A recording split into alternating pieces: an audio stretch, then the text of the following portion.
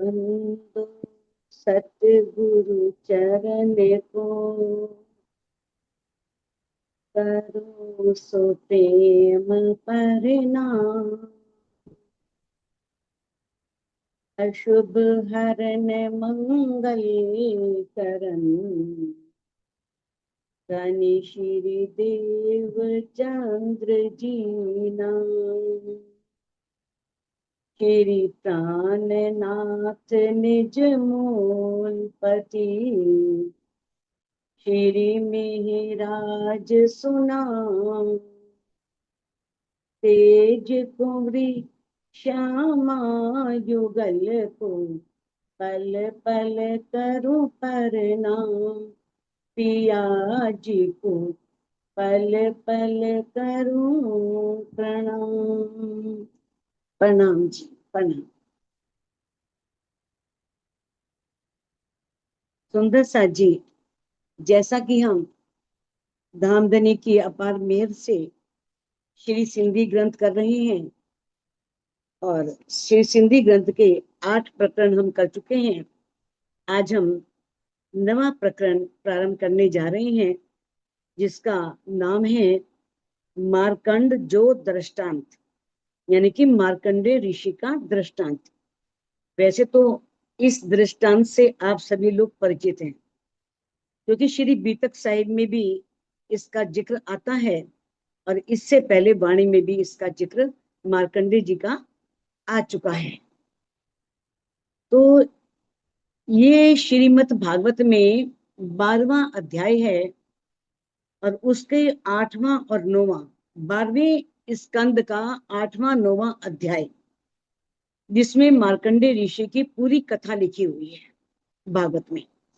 अब ये दृष्टांत क्यों लिखा यहाँ पर दिया गया है कि मार्कंडे ऋषि भगवान नारायण को मानते थे, उनकी पूजा करते थे, भक्ति करते थे। और एक बार वो पुष्कर ताल है कोई, वहां पर वो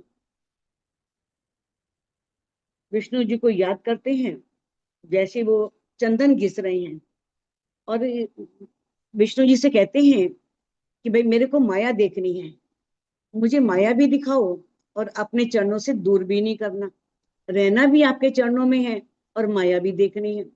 तो मार्कंडे ऋषि को नारायण जी किस तरह से, यानी कि वो अभी चंदन घिस रहे हैं, घिसते घिसते ही उनकी सुरता माया के ब्रह्मांड में आ जाती है। कैसे वो अपने आप को एक बहुत बड़े तालाब में, जहाँ बहुत जल है, उसमें अपने आप को तैरते हुए पाते हैं, बिल्कुल स्त्री अवस्था में, इस बहुत सुंदर स्त्री, नारी रूप, किशोर स्वरूप और निर्वस्त्र। अब वहां पर एक धोबी कपड़े धो रहा था। कैसे उस धोबी ने उसे पकड़ा, पूछा उससे, वे तुम कौन हो, कहाँ से आई हो, तुम्हारे माता पिता कहाँ के हैं, कौन से शहर की रहने वाली हो।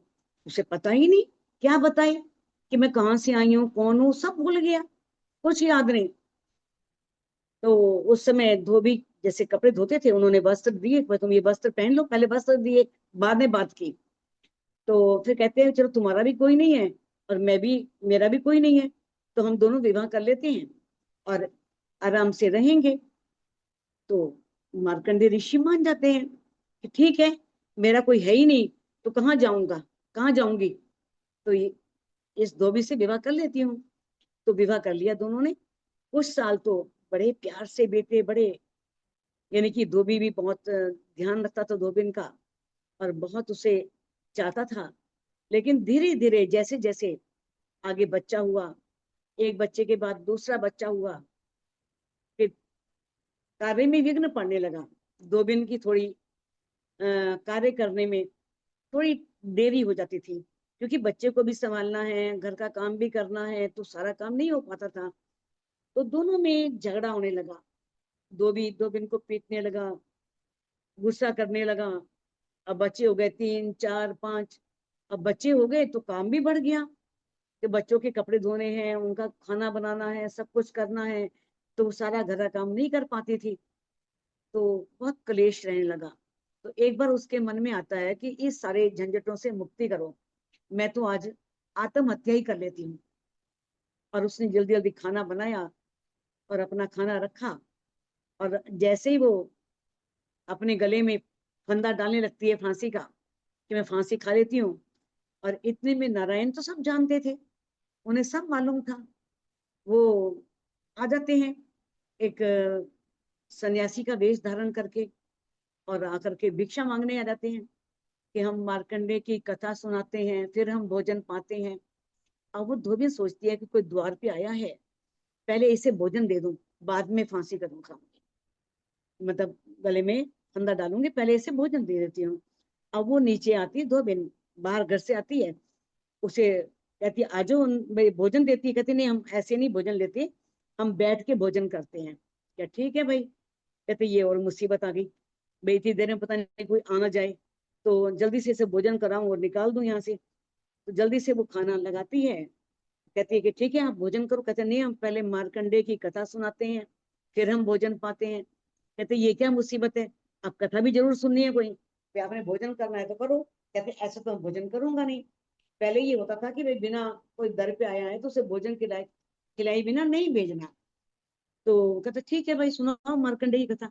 अब क्या करे बेचारी, अब वो भोजन कर ही नहीं रहा जब तक कथा नहीं सुनानी। तो अब जैसे जैसे वो कथा सुनानी शुरू करी, तो उस धोबिन को लगता है तो मेरी कहानी है, ये सब मेरे बारे में बोला जा रहा है। और इतने में ही वो अपने आप को नारायण के चरणों में पाते हैं कि मैं तो नहीं पर हूँ, नारायण जी के चरणों में। सब बच्चे घर सब गायब हो गया एकदम। किस तरह से उन्होंने ये बनाया था, तो इसमें ये बताया है कि वो ही इसी तरह से जो पूर्ण ब्रह्म परमात्मा की ब्रह्मात्माएं हैं, वो भी इस संसार में माया का खेल देखने के लिए आई हुई हैं, और आकर के अपने घर को भूल गई हैं, अपने को भूल गई हैं, अपने प्रीतम को भूल गई हैं। अब उनको याद दिलाने के लिए जो खुद अक्षरातीत हैं, धाम धनी हैं, वो महामती जी के धाम हृदय में विराजमान होकर के इस संसार में आए हुए हैं और ब्रह्मात्माओं को जगा रही हैं। तो ये है मार्कंडे ऋषि की जो इसमें दृष्टांत दिया है, हकीकत दी है। तो बताया है कि जो यहाँ पर इंद्रावती जी हैं, वो किस तरह से वकील बनी हुई हैं, और सभी ब्रह्मात्माओं की ओर से किस तरह से परपेतम से दर्शन देने के लिए मांग कर रही हैं। ये किसके लिए कर रही हैं, सुंदर साप के लिए, क्योंकि उनको तो दर्शन हो चुका है, और वैसे भी धामधनी उनके हृदय में ही विराजमान है। तो आगे किस तरह से बात चलती है उसे हम प्रारंभ करते हैं। चई सुंदर बाई असा के मारकंड जी हकीकत। अब इंद्रावती जी कह रही हैं कि किस तरह से सुंदर बाई ने, सुंदर बाई कौन, धनीशी देवचंद जी, जिनके अंदर सुंदर बाई की आत्म थी। अब कहते हैं चई मैंने कहा, असा के हमको, हमको धनीशी देवचंद जी ने क्या बताया था, मारकंड की हकीकत, कि मार्कंडे की वास्तविकता क्या है, किस तरह से वो माया के ब्रह्मांड में गए, और माया के ब्रह्मांड में कैसे दुखों से दुखी हो गए, अंत में अपने आप को खत्म करने की भी सोची, और जैसे ही वो आंख खोलते हैं तो एकदम चीखते हैं जैसे माया के दुखों से बहुत दुखी हूं, और आंख खोलते हैं तो देखते हैं मैं तो उनके चरणों में ही हूँ, नारायण जी के, कहीं गया ही नहीं। तो वहीं बैठे बैठे सारा उन्हें माया का खेल दिखाया। तो ये सारी हकीकत कौन बताया करते थे, धनीशी देवचंद जी, ऐसा इंद्रावती जी कह रही हैं। ई दर थी आके खोलिया, आंजी पड़ी बीतक।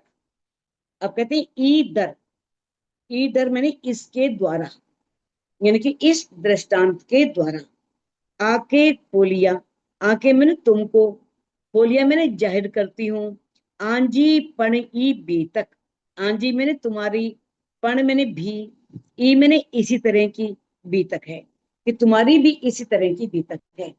जिस तरह से मार्कंड जी भगवान नारायण के चरणों में हैं, और इतना माया देख भी आए, कितने साल हो गए, और किस तरह से आंख खुलती है और देखते हैं कि मैं उनके चरणों में हूँ।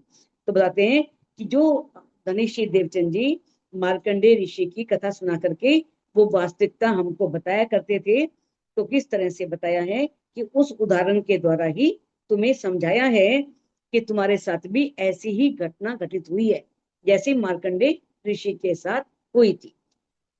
निमुनो मार्कंड जो चयो सुंदर बाई भली भत। निमुनो मैंने दृष्टांत, उदाहरण। मार्कंड जो मार्कंडे ऋषि का, मार्कंडे ऋषि का ये उदाहरण चयो मैंने कहा, सुंदर बाई धनीषी देवचंद जी ने भली भत मैंने अच्छी तरह से सबको मार्कंडे जी की हकीकत उनका उदाहरण के द्वारा सारी वास्तविकता धनीषी देवचंद जी ने सभी सुंदर साथ को बताई थी। सुखदेव आंदो आकारण। सुखदेव, सुखदेव जी जिन्होंने भागवत में वो जिक्र किया है, क्योंकि वो सुखदेव ही जी थे जब अमरनाथ की गुफा में शिव जी पार्वती जी को उस पारब्रह्म के बारे में कुछ ज्ञान देने के लिए बैठते हैं और पार्वती जी को नींद आ जाती है, और एक तोते का बच्चा, वैसे तो शिव जी ने अपने सभी जितने भी वहां जीव जंतु थे सबको अपने योग बल से दूर कर दिया था, लेकिन एक छोटा सा बच्चा जिसमें अभी जान नहीं पड़ी थी वो वहीं रह गया था। जैसे ही उन्होंने बात शुरू करी तो उसके अंदर श्वास आ गए एकदम, ने कि वो अब जब पार्वती जी इस ब्रह्मांड की बात तो सुनती हैं, उसके बाद उनको भी नींद आ जाती है, उससे आगे की बात होती है तो वो तोते का बच्चा वो हुंकारा भरता है, जैसे पार्वती जी भर रही थी पहले, हूं हूं, क्योंकि अगर हुंकारा भरते हैं तो लगता है कि हाँ भाई सुन रहे आगे वाला बात, तो वो शिव जी बोलते रहे। अब इसके बाद जब आंख खुली तो देखा पार्वती सो रही है, तो पार्वती से पूछा, कहते मैंने तो बस यहाँ तक की बात सुनी है, आगे की बात तो मैंने सुनी ही नहीं। फिर शिव जी ने देखा था कि अरे कौन था, किसने हुंकारा भरा था, तो वो देखते हैं बच्चा तोते का उड़ता है वहां से। वो जीव कैसे उड़ता है पीछा करते हैं शिव जी, लेकिन वो जीव व्यास जी की पत्नी के गर्भ में समा जाता है, और किस तरह से कई साल तक शिव जी बैठे रहते हैं, लेकिन वो बच्चा बाहर नहीं, वो जीव बाहर नहीं आता। तब शिव जी को लगता है कि अरे उसने तो कथा सुन ली है और वो अमर हो गया है, मेरे यहाँ बैठने से फायदा ही क्या है, क्योंकि वो उसका कुछ हो सकता ही नहीं, उसे हम मार तो सकते ही नहीं है। तो जैसे ही शिव जी जाते हैं तब सुखदेव जी बाहर निकल आते हैं और वो भाग पड़ते हैं, यानी कि पैदा होते ही उस जीव ने 12 साल की उम्र धारण करी और भाग पड़ा एकदम बच्चा। इतने साल वो पेट में रहे, गर्भ में रहे। अब वो पार्वती जी पीछे भागती, वो पार्वती जी नहीं, व्यास जी की पत्नी, व्यास जी बेटा बेटा बेटा, कौन बेटा, किसका बेटा, क्या कुछ नहीं, मैं जा रहा हूँ तपस्या करने। और किस तरह से वो व्यास जी को भी सिखापन देते हैं सुखदेव जी, और जिन्होंने तपस्या की और भागवत लिखी और भागवत में दृष्टांत दिया उन गोपियों का जिन्होंने कृष्ण जी के साथ रास किए थे। तो कहते हैं ई दर्थी आके खोलिया, ओ सॉरी, सुखदेव आंदो आ कारण। तो सुखदेव जी ने आंदो, आंदो मैंने ले आए, आ कारण तुम्हारे वास्ते, तुम्हारे वास्ते सुखदेव जी ने ही भागवत में ये दृष्टांत दिया ताकि सब पहचान सके कि ये योग माया की बात कहाँ से आ गई, ये योग माया का ब्रह्मांड कौन सा है। लेकिन भागवत सुनने के बाद भी कोई विचार नहीं करता, जबकि वो श्लोक आया है कि किस तरह से इस काल माया के ब्रह्मांड में जो गोपियां थी उन्होंने योग माया में प्रवेश किया। अब वो योग माया कौन सी है कोई पता नहीं, उसके गुज रहस्य कोई जानता ही नहीं। यानी कि जो गोपियां बांसुरी की आवाज सुन करके अपने ससुर को धक्का देके जा रही हैं, पति को किस तरह से जो भी काम कर रही थी, बच्चे को दूध पिला रही, बच्चे को पटक दिया, पति को नला रही हैं तो लोटा वहीं पटक दिया, तो ऐसा करके जाएंगी, कोई उन पत्नियों को स्वीकार करेगा। लेकिन सुबह दिखाया है भागवत में कि सुबह के समय वो सारे गोपियां सो रही थी, और उनके बाद उनमें कोई बात ही नहीं हुई, तुम कहाँ गई थी, कहाँ कुछ पता नहीं है। अगर वो तन छोड़ के गई थी तो उन्हें सुबह जलाया क्यों नहीं गया? मान लो जो तन छोड़ा है तो तनों का कम से कम उनको अग्नि तो देनी चाहिए ना, अग्नि भी नहीं दी, कुछ भी नहीं, कोई बताया ही नहीं। वो बीच में क्या घटना घटित हुई किसी को पता ही नहीं, कोई जानता ही नहीं। किस तरह से वो रात 6 महीने की रात हुई और किस तरह से यहाँ प्रतिबिंब रास हुई, ये दोबारा से ब्रह्मांड बना। ये जो यहाँ पर ब्रज है ना, वृंदावन है, वो वाला नहीं है, वो तो अखंड हो गया, उसे तो धनी ने अखंड कर दिया था। ये तो दोबारा बना, ये कालमय का ब्रह्मांड सारा। तो इसी को लोग मानते हैं सब, यहीं जाते हैं वृंदावन में ब्रज में, उन्हें नहीं मालूम कि वो योग माया का ब्रह्मांड कहाँ पर है। तो अब ये बातें किस लिए, क्योंकि बिना तारतम्य ज्ञान के ये बातें खुल ही नहीं सकती, पता चल ही नहीं सकती किसी को। कहते ईदर थी आके खोलिया, कहते कि ओ सॉरी, मैं बार बार ऊपर वाला पढ़ जाती हूँ।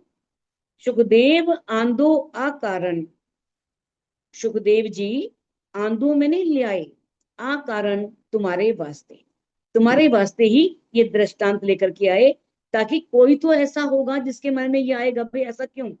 अगर उन्हें ये बताया जाएगा फिर तो मन में आएगा हाँ भाई ऐसा क्यों हुआ। सुबह के समय तो गोपियां सब सो रही थी, कोई बात ही नहीं उनके बीच में, फिर पहले जैसा चल पड़ा सब कुछ। तो कहते हैं आंजी पण ई बी तक, आंजी मैंने तुम्हारी, पण मैंने भी, ई मैंने इसी तरह की बीतक है, तुम्हारी भी ऐसी ही बीतक है। कहते हैं कि किस तरह से वो आता है ना, जो नींद में देखिए सुपन यो उपजे हम ब्रजवधु जन, जैसे नींद में सपना देखते हैं ना वैसे ही हम ब्रज वधुओं, जो ब्रज में छोटी कन्याएं थी उस पर ईश्वरी सृष्टि की सुरताएं बैठी, और जो थोड़ी बड़ी थी, यानी कि जो छोटी छोटी थी उनमें तो ईश्वरी सृष्टि के जीव आ गए, वो सुरताएं आ गई, जीव नहीं, जीवों पर। और जो थोड़ी बड़ी थी, कोई 12 साल की, 13 साल की, 14 साल की, उनके ऊपर ईश्वरी सृष्टि की सुरताएं आकर के बैठ गई। तो इसी तरह की तुम्हारी भी बीतक है, ऐसा धनिश्री देवचंद जी, इंद्रावती जी बता रही हैं कि ऐसा हमें बताया करते थे। कहते जे हे जे पसो था हित, जो तुम यहाँ देख रहे हो ना, तो ये बातें पहले धनिश्री देवचंद जी इस तरह से सब बताया करते थे।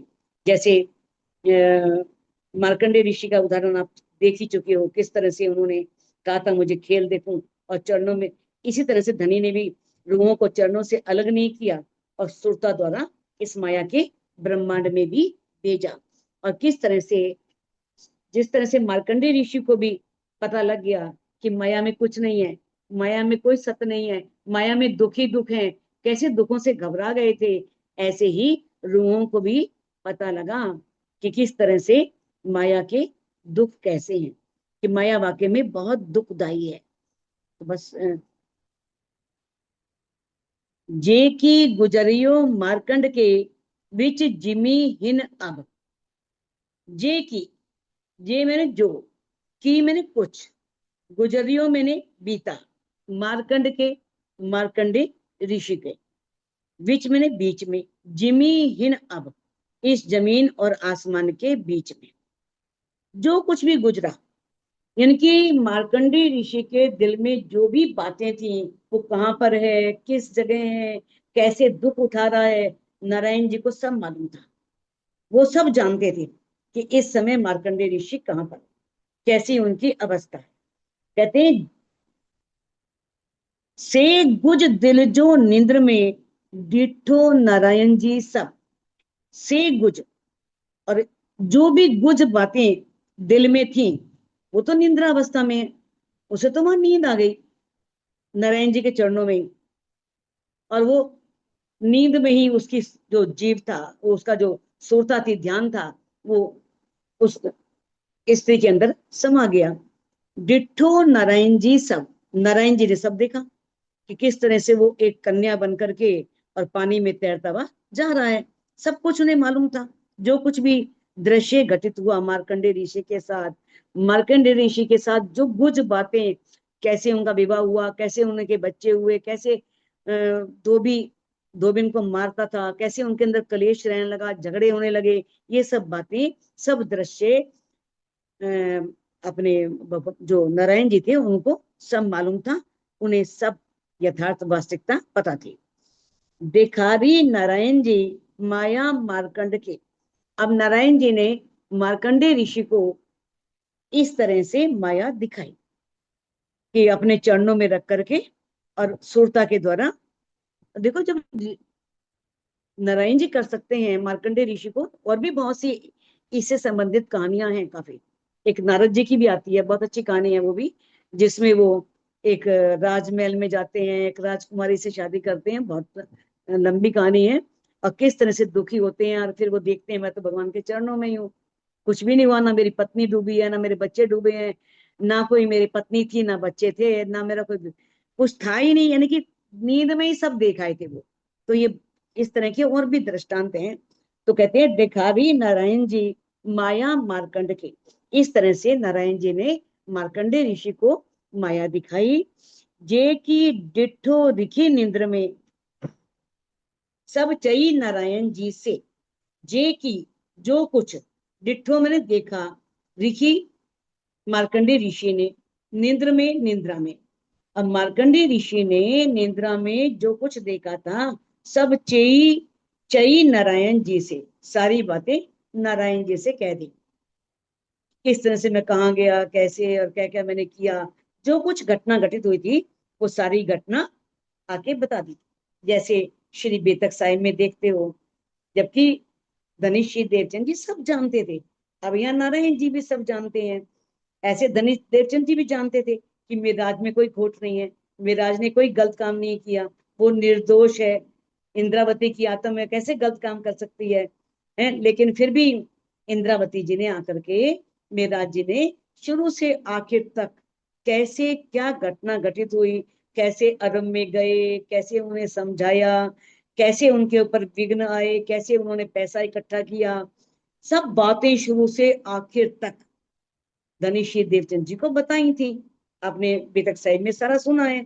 उसी तरह से, जबकि नारायण जी जानते थे, सारी गुज बातें जानते थे, लेकिन फिर भी मार्कंडे ऋषि ने जो माया में देखा था वो सब बातें नारायण जी से कही।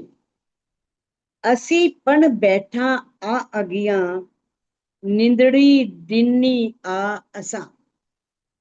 अब इंद्रावती जी कहती है असी, असी मैंने हम, ये पंजाबी का वर्ड है, पंजाबी में भी असी बोलते हैं, जैसे सिंधी भाषा में बोलते हैं, ऐसे पंजाबी भाषा में भी हमको असी बोलते हैं, तुमको तुसी बोलते हैं।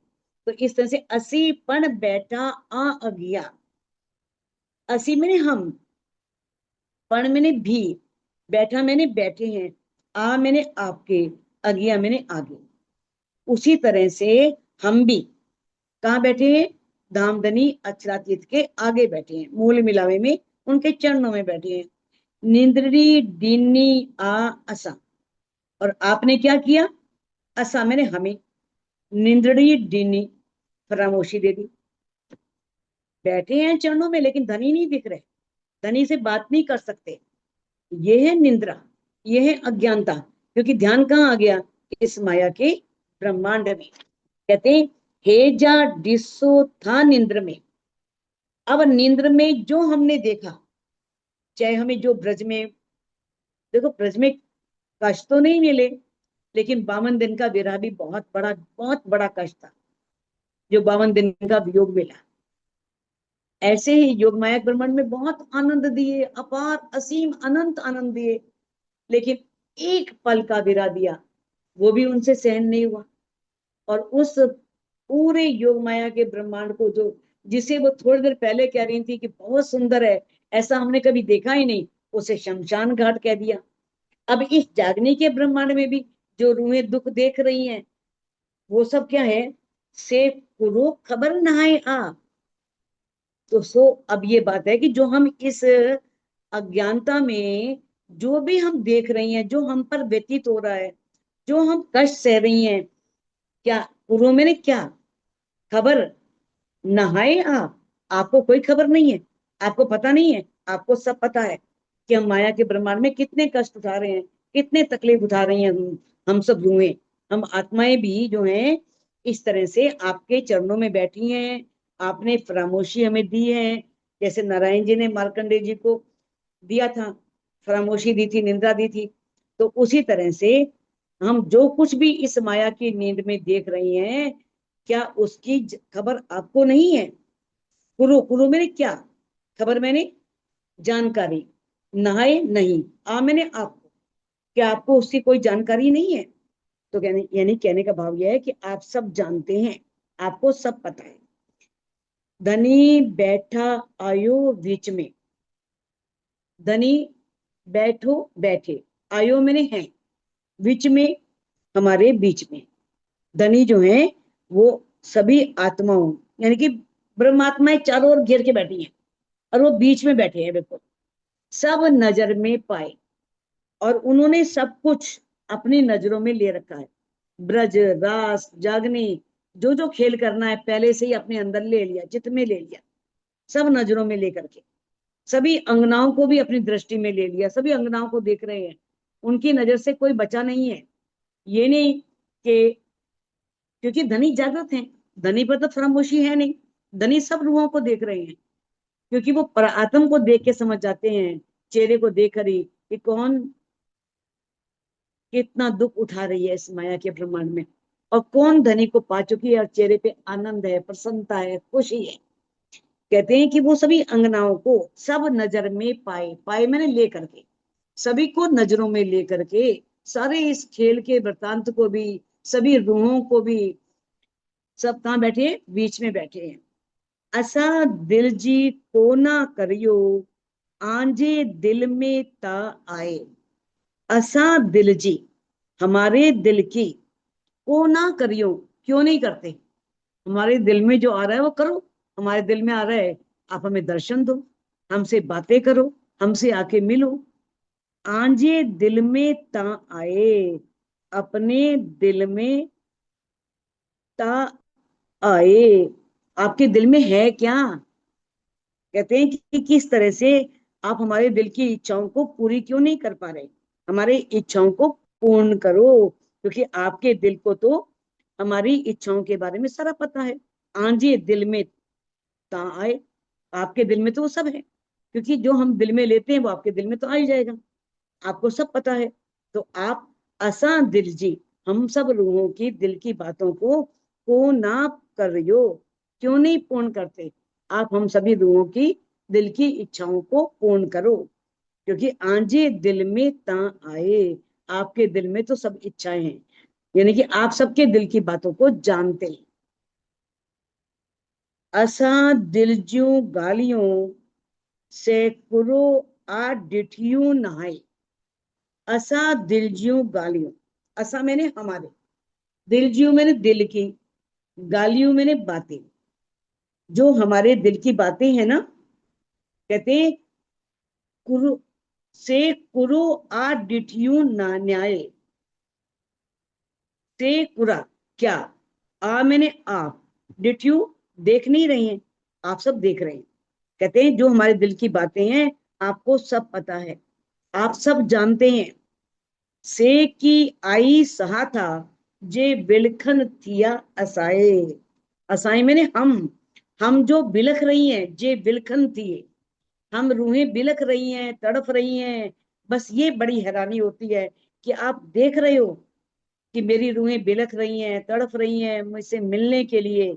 से की आई सहाता, कि आप उसे सहन कैसे कर रहे हो? आई मैंने आप, सहोता मैंने सहन कर रहे हो, तो आप उसे सहन कैसे कर पा रहे हो? एक माशूक, एक आशिक अपने माशूक को तड़पते हुए नहीं देख सकता, बिलखते हुए नहीं देख सकता। या तो आप कह दो वाणी में आपने झूठ कहा है, वाणी में सत्य कहा है, तो फिर आप कैसे देख पा रहे हो? आप किस तरह से, बड़ी हैरानी होती है। से की आई सहाता, कि सो आप उसे सहन कैसे कर पा रहे हो? ये विलखन तिया असाए, जो हम बिलख रही हैं, ये बड़ी हैरानी की बात है कि आप उसे कैसे सह रहे हो, कैसे सहन कर पा रहे हो। आई बैठा सुनो गालियो, असा के को विधे दिल लहाए। आई बैठा, आई मैंने बैठा मैंने बैठे, सुनो मैंने सुनते हो, गालियों मैंने बातें। आप बैठे बैठे हमारी बातों को सुनो। अब बैठे हो, बस हमारी बात सुनो, हम क्या कह रहे हैं आपसे, हमारी बातों को सुनो। असा के को विद दिल लियाए, कि आपने हमें के को विदे किस तरह से अपने दिल से लाए, मैंने उतार दिया है। हम तो, आप हमें कहते हो कि तुम मेरे अंदर, मैं आपके बिना रह नहीं सकता, और आप कहते हो रूहों तुम मेरे तन हो। यहाँ तक आपने इतना कुछ कहा है, लेकिन हमें ये समझ में नहीं आता कि आपने हमें किस तरह से अपने दिल से निकाल दिया है। लाए मैंने उतार दिया, दिल से निकाल देना, आपने इस प्रकार हमें दिल से क्यों निकाल रखा है। को ना करिए मुंह दिल जी, आंजे दिल में के ही आए। अब ये बताओ कि मेरे दिल की बातें पूरी क्यों नहीं करते, को ना करिए, क्यों नहीं करते, मुंह दिल जी, मेरे दिल की बातों को पूर्ण क्यों नहीं कर पा रहे। ऐसा नहीं, आंजे दिल में के ही आए। अब बताओ आपके दिल में है क्या, आप चाहते क्या हो, हमें ये बताओ बस, कि आपके दिल में क्या है, हमारी इच्छाओं को पूर्ण क्यों नहीं कर रहे। आप हमें, हम आपने हमें अपने दिल से क्यों निकाल रखा है। अब ये इंद्रावती जी हमारी तरफ से, सभी सुंदर साथ की तरफ से, धनी से ये वकालत कर रही हैं कि आपने रूह जी कैसे दिल से निकाल सकते हैं, है ना। लेकिन एक वादी है, वो अपनी पूरी बातें रख सकती हैं सारी रूहों की तरफ से। कहते हैं कि हमारे दिल की बातों को पूर्ण करो। आपके दिल में क्या है, आप पूर्ण करोगे नहीं करोगे, क्या आपने दिल में ले रखा है, हमें इस बात का जवाब दो। मारकांड माया मंझा, जड़े किए न निकरी सके। मारकांड माया मंझा, मार्कंडे ऋषि जब माया से, जड़े मैंने जब, किए न निकरी सके, निकल नहीं सके किसी तरह से भी, जब वो निकल नहीं सके, तड़े गिड़ाई रिखी के पान में, तब उन्होंने क्या किया, उस ऋषि को अपने में मिला लिया। पहुंच गए ना वहां पर, एकदम एक भिक्षुक के रूप में पहुंच गए सब बन के, भिक्षा मांगने के लिए। तड़े में तब, गिड़ाई मैंने मिलाया, ऋषि के, ऋषि को, पान में अपने में, यानी कि किस तरह से उन्होंने उस माया के ब्रह्मांड में प्रवेश किया, और मंज पे ही मार्कंड जे, और किस तरह से मार्कंडे ऋषि को जागृत किया कि तुम मेरे चरणों में ही है, कहीं और नहीं है, यहीं पर है। क्यों दुखी हो रहा है, कोई यहाँ तेरे बच्चे नहीं है, कोई धोबी नहीं है, कुछ नहीं, सब ये माया से ऐसे ही उत्पन्न हुआ था, बस कुछ नहीं है। तो किस तरह से आप जब उसे दुखी देखा, मार्कंडेय ऋषि को इतना दुखी हो रहा है और अपने को खत्म करने जा रहा है, तो कैसे पहुंच गए वहां पर। तो उसी तरह से आपकी रूहें बिलख रही हैं, तड़फ रही हैं, आपको दीदार करना चाहती हैं, आपसे बात करना चाहती हैं। तो आप इस माया के ब्रह्मांड में आए हो, जागृत कर रहे हो, तो इतनी सी बात और कर दो बस, कि उन्हें दर्शन दे दो, उनसे मिल लो, उनसे मीठी मीठी बातें कर लो। कहते असा जा डिठी रांदड़ी, आई पसी तेजो सूल।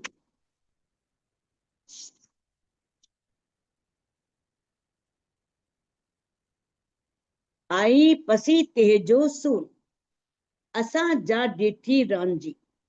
हमने, असा मैंने हम, जो मैंने जो, डिठी मैंने देखा, रांदड़ी मैंने खेल, हमने जो ये माया का खेल देखा।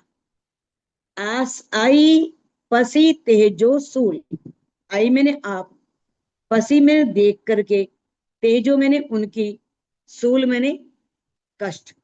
आप इस माया में होने वाले उन कष्टों को आप जानते हैं, आप देख रहे हैं। तेजो उनके, सूल मैंने कष्ट, कांटे जो चुभ रहे हैं उनको, माया जो कांटे चुभ रही है उसे आप देख रहे हैं।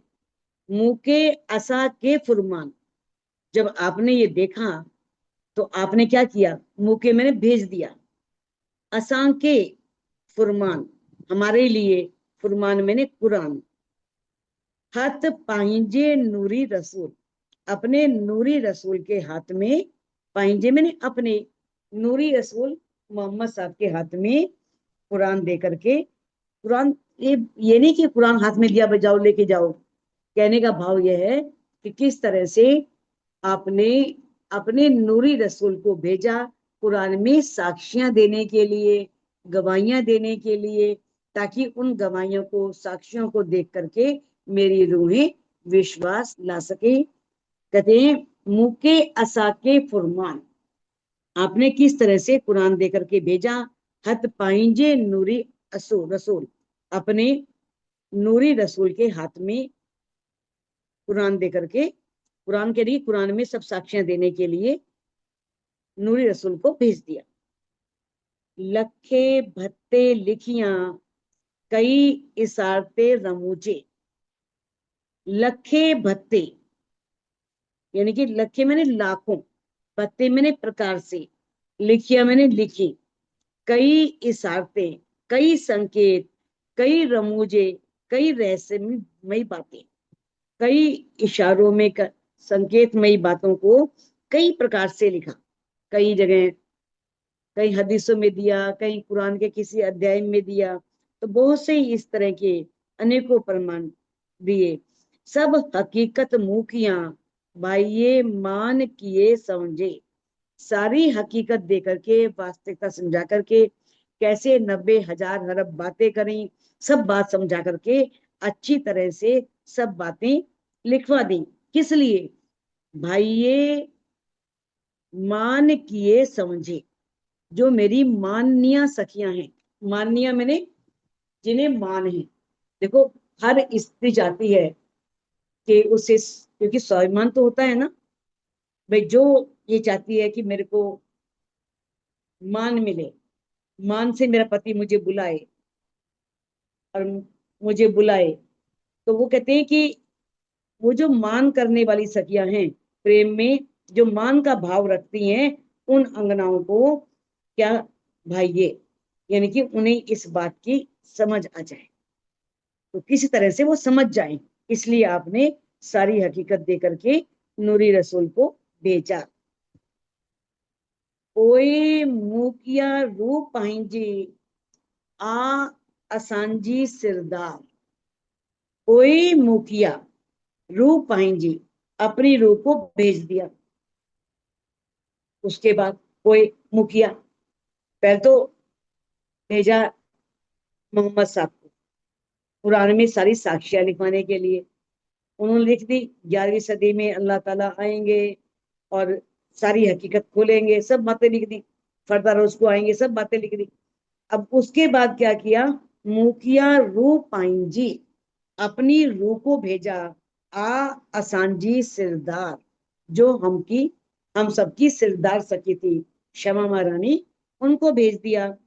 कुंजी आने अर्श जी, तो वो क्या करी उन्होंने, वो कुंजी लेकर के आए, आने में नहीं ले आए, अर्श जी परम धाम की चाबी, को लियाई बका द्वार, और उन्होंने अखंड परम धाम के दरवाजे खोल दिए। रूह आ जाओ, आ जाओ, प्रवेश कर लो, सारे परम धाम में घूम लो। तो किस तरह से अपने, जो हमारी सिरदार सखी थी शमा महारानी, उन्हें किस तरह से अपनी रूह को भेजा और उन्हें परमधाम की चाबी दी, तारतम वाणी, ब्रह्म वाणी, और उस ब्रह्म वाणी के द्वारा परमधाम के सभी दरवाजे आपने खोल दिए। जे निशानियों फुरमान में से दिनाई सब निशान, जो भी फुरमान में निशानियां थी वो सारे निशान दे दिए, सब संकेत, परम धाम का, होश कोसर का, बहुत सी बातें संकेत में दे दी। सुंदर बाई कई भत्ते करे डिनाऊ पहचान, सुंदर बाई ने कई प्रकार से सबको पहचान करवाई। किस तरह से कुरान में जो निशानियां दी हुई थी, वो सारी निशानियां दे करके शमा महारानी ने सुंदर बाई कई भत्ते, कई प्रकार से उन्होंने करे डिनाऊ पहचान पहचान करवा दी। तो सुंदर साथ जी इस चौपाई को अनमिट करके दोहरा सकते हैं। जे निशानियों फुरमान में, निशानियों कुर्बान में दे डिनाई सब निशान, दे नाई सब निशानी निशान, सैलान, सुंदर बाई कई भत्ते सुंदर सुंदर बाई कई भाई बत्ते, कई बातें करे दिनाऊ पहचान, करे करे दिनाऊ करे दिनाऊ पहचान। बिनाऊ पहचान। पहचान। बोलो श्री